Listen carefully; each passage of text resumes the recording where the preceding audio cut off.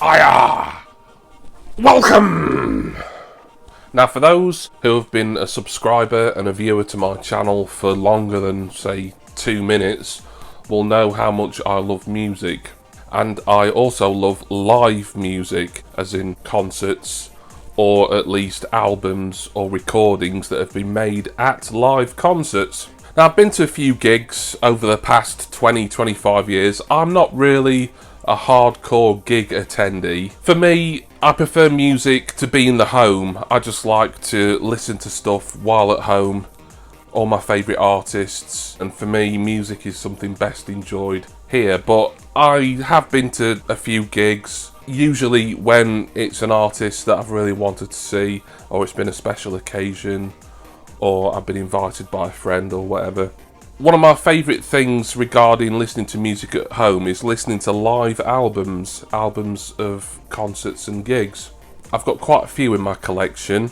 I just think just being able to hear a concert or selections from a concert in your own home, it's a really unique and exciting experience, really. I've also got a fair few live gigs on DVD and Blu-ray, but I'm going to concentrate on the actual albums today, and I've narrowed it down to my top 5 favourite live albums in my collection. Just great experiences of the concerts that they were recorded at, and one in particular holds some very special memories for me, but we'll get onto that as I run down the top 5.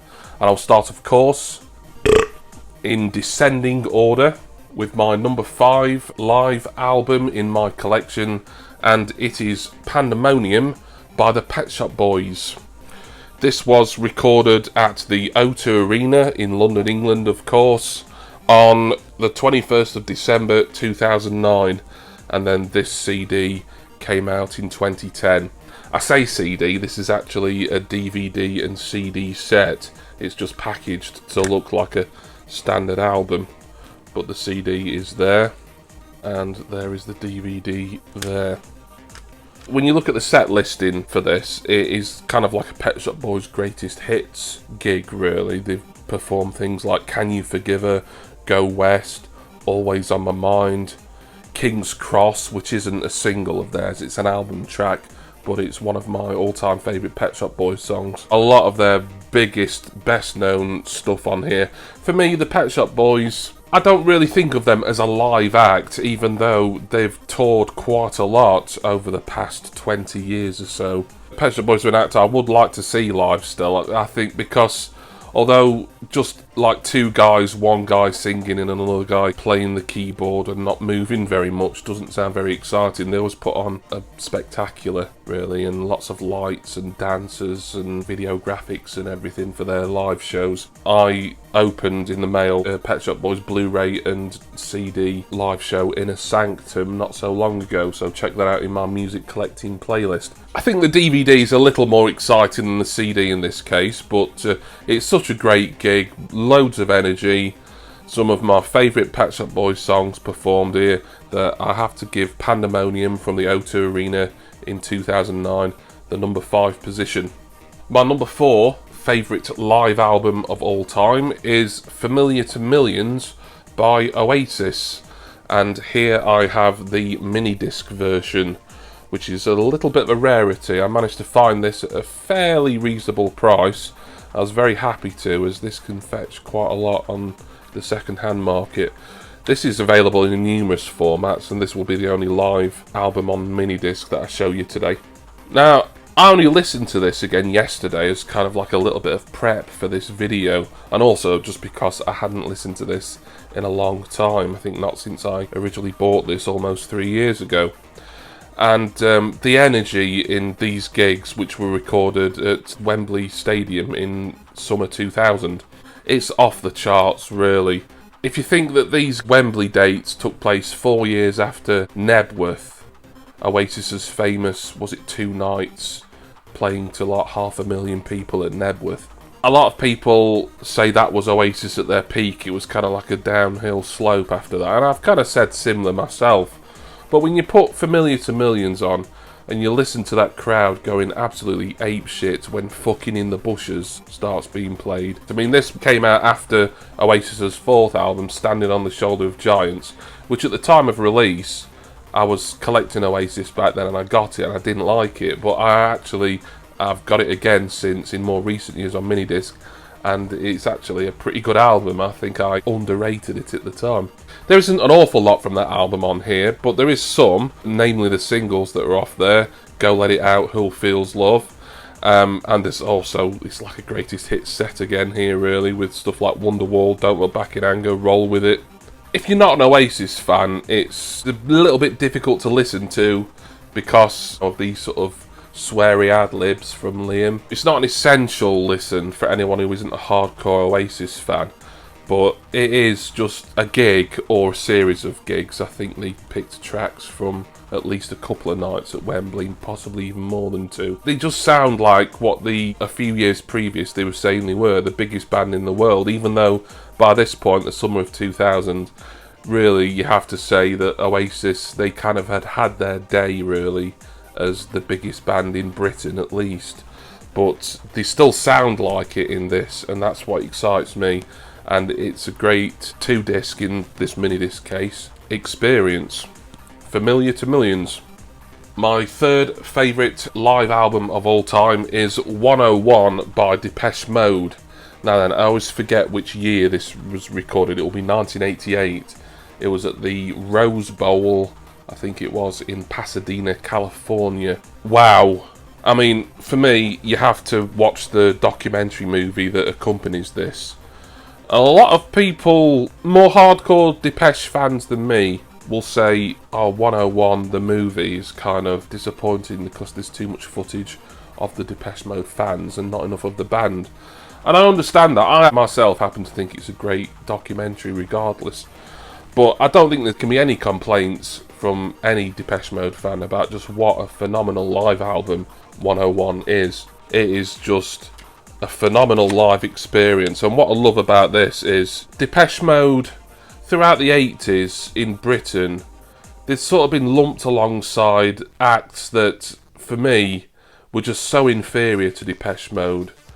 Like, a lot of the music press in the 1980s, they would sort of scoff at Depeche Mode alongside really inferior and shit acts like Duran Duran, Spandau Ballet, Kajagoogoo, whereas Depeche Mode was so much more innovative and creative than that. And it took, 4 or 5 albums, really, for the music press to start actually saying, you know what, Depeche Mode, they're a decent band. I mean, they've always been on an indie label, Mute Records. When you compare them against their sort of main contemporaries, for my money, in that era, New Order, then yes, New Order always had that cool aloofness about them, and Depeche Mode in the early days, I suppose, did kind of come off a little bit eager. But to lump them alongside shit like Duran Duran, to me, is completely unfair. This was the point where Depeche Mode, it was like the second coming of the Beatles in America. They were just the biggest British export in the US. Just played to an absolutely massive stadium audience, and every single one of those tens of thousands of fans were just absolutely in awe, and it was like a religious experience, and you can see that from watching the documentary, and you can hear it from listening to this album. This is mainly covering sort of Depeche Mode's mid to late 80s output, and then they play a couple of their earlier favourites such as Just Can't Get Enough, and an absolutely almighty awesome performance of Everything Counts to close the album and the concerts out. Depeche Mode, they were the biggest band in America, even though they were British. It was like when the Beatles hit America in the early 60s, it was like that with this. It was an incredible thing, because this is an electronic band, and you can see in the documentary particularly, but you can hear it as well, Dave Gahan has such a charisma, and he connects with the audience really well. And I'm always going to be a New Order fan over Depeche Mode. I love them both, but New Order are my guys. They were the band I were collecting for many, many years. Depeche Mode, for me, collecting all their stuff, as I have done, is more of a recent thing, really. But I still think this is an absolutely amazing album. You've got to listen to this, and I would also highly recommend watching the 101 film as well. In the runner-up spot for my favourite live albums in my collection is something that I have, in a way, mentioned in a recent video that I only did last month. At number 2 is Live aus Berlin by Rammstein. Now, I talked a little bit about the DVD of this in my Rammstein DVD and Blu-ray collection video last month. There again, that will be in my music collecting playlist, so please check that out if you haven't already. I love that DVD, it's my favourite. It's the first Rammstein live video release, and it is still my favourite, even though they've released quite a few since then. And there again, the album, I've got other Rammstein live albums, but this one, the first one, is the best for me. This was recorded, I think, 1998 at the Waldbühne in Berlin. There again, for a band who had only really been going as like a professional signed to a label act for about 3 years at this point, you know, they've filled out a pretty hefty sort of outdoor arena, almost like a sort of mid-sized stadium, really. And that is impressive. And, you know, Rammstein have only gone on to be just so massive over the years as a live act, particularly. They're an act whose albums, they do pretty well in English-speaking countries like Britain and America. It's whenever they do a tour, that's when they're kind of like almost the biggest band in the world, really. Because people just love seeing them live so much because of their elaborate stage shows with pyrotechnics and fire and just, you know, really bizarre but elaborate effects. Even though this only really covers Rammstein's first 2 albums, it's got some awesome stuff on here. The opener on the concert, Spiel mit mir, is one of my favourite Rammstein album tracks. That was off their second album, Sehnsucht. Wilde Wein is quite an obscure B-side for Rammstein, but they performed it live here, and it's great to hear it live. It's an absolutely magical version. And then we've got a lot of their more well-known singles like Du hast and Engel. But yeah, wonderful stuff, this. The DVD is a must-watch, and if you can't watch the DVD, then listen to this. My number 2, best live album, Live aus Berlin. Okay, the number 1 spot is a bootleg, actually. It's not an official release, this. And I picked this just because this holds true sentimental value to me.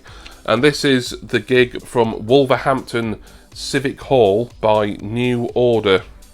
And I was very lucky to be able to find someone who was able to produce this pretty professional yet unofficial looking CD. It's a 2-disc set. This is a special and cherished memento for me because this was the first and as of yet only New Order gig I've ever attended on the 24th of November 2015 in Wolverhampton. I went with a good friend of mine.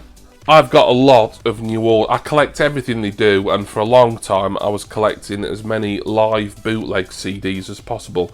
So I've got a lot of live New Order.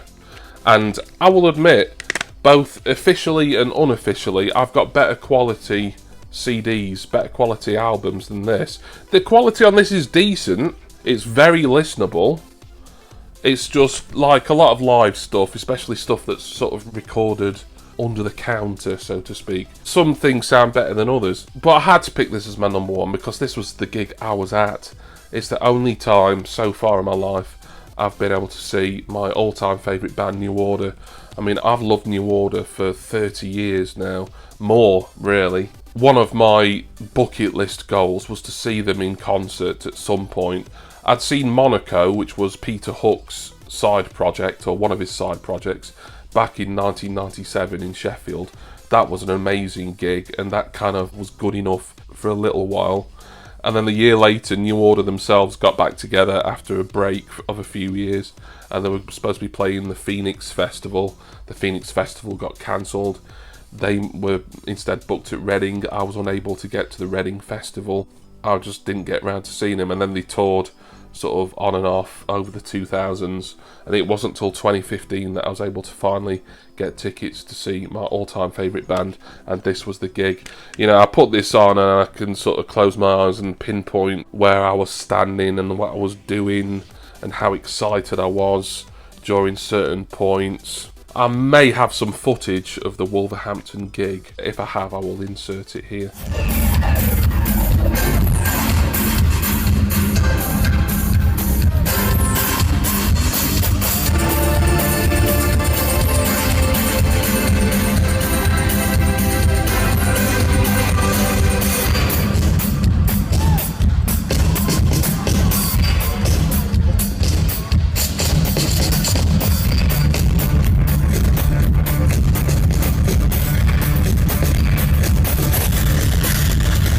but to be able to own an album pretty much unedited as well.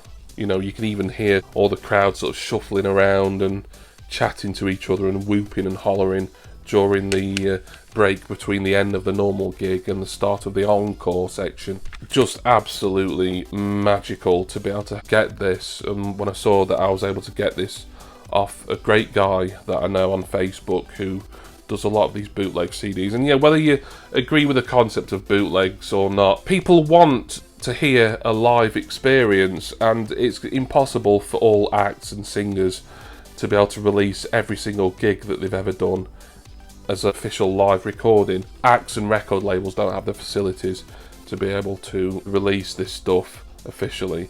So if you can find someone who, yeah, they're making a little bit of money, and whether you think that's right or wrong is a matter for each of our consciences, really.